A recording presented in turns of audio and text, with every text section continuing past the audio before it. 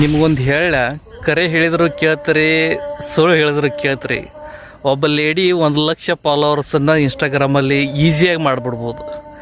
ಆದರೆ ಒಂದು ಗಂಡಸು 2,000 ಫಾಲೋವರ್ಸ್ ಮಾಡಬೇಕಾದ್ರೆ ಹೆಂಡಿನೇ ಬಿದ್ದು ಹೋಗುತ್ತೆ.